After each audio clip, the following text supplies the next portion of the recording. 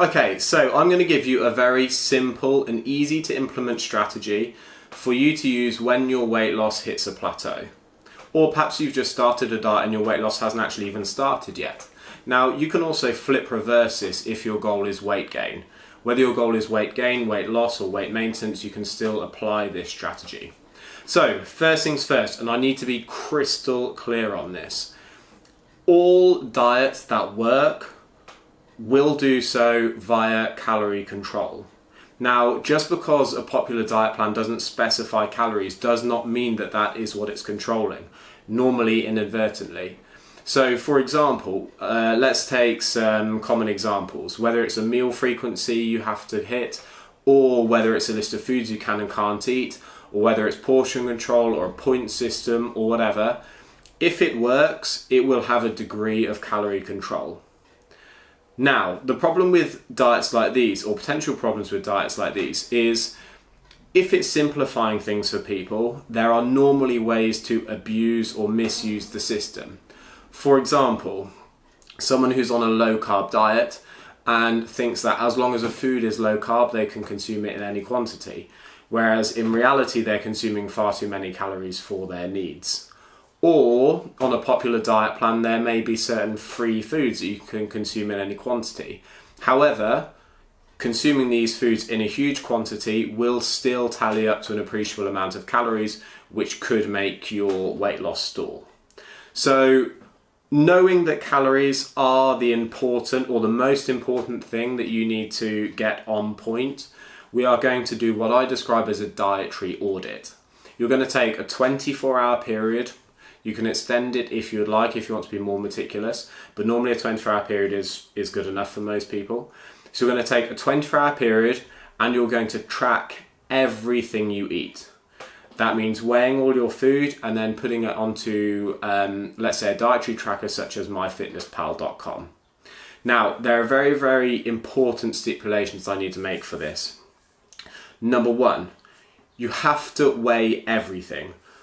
Eyeballing how much you think you've consumed is a huge, huge margin for error. And there are also foods that you might not necessarily think of that you use in day-to-day processes. For example, adding cream or even butter nowadays to coffee, having a few of those a day can still equal an appreciable number of calories.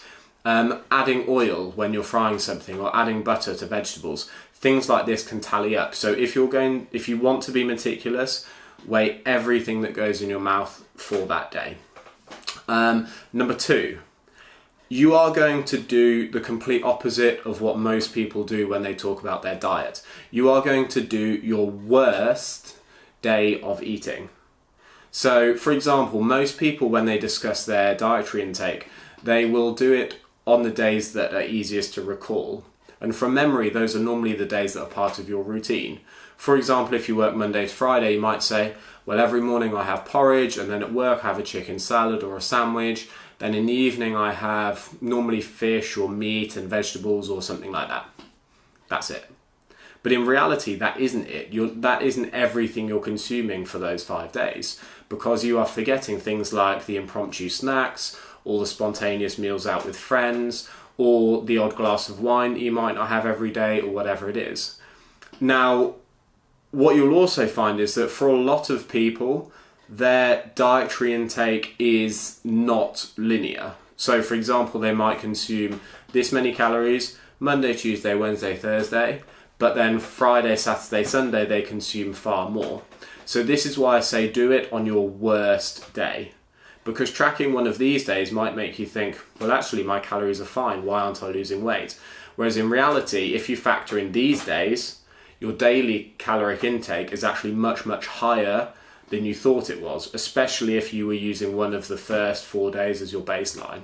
So track one of your worst days of eating, because normally your worst days of eating are the ones that are most eye-opening.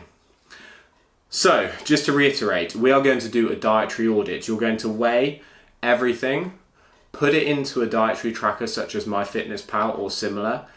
It's going to give you a caloric intake, a protein, carb and fat breakdown, but the caloric intake is the thing that we're looking at most importantly. And then you're going to compare that with how many calories it says you should be eating for your weight and for your activity level. Now, this is a ballpark figure and it's a rough guideline. This is not an exact figure. However, for most people, this audit strategy is eye-opening enough that they realise where they might be going wrong. Whether it's cookies that are suddenly tallying up to a few hundred calories they hadn't thought of, whether it's beer that they're consuming more calories than they thought it was, whatever it is, this is normally eye-opening enough that it gives you room to modify your diet and change it accordingly. If you're still not sure from doing this, it might help to do it for a longer period, such as 5 days or 7 days, and then take an average at the end of it. If you do that, once you have your average caloric intake, you can then modify that accordingly. If you're trying to lose weight, you can scale it down, or whether you're trying to gain weight, you can scale it up. Now, you do not have to track calories for the rest of your life, but this is simply just a dietary audit, which is used as a kind of eye-opening tool to see where you might be able to improve your diet. So that's it. If you've got any questions, please feel free to ask. My Facebook page is facebook.com/Ben Carbon's personal training. My Twitter and Instagram pages are both BDC Carpenter. Thank you for watching. Bye.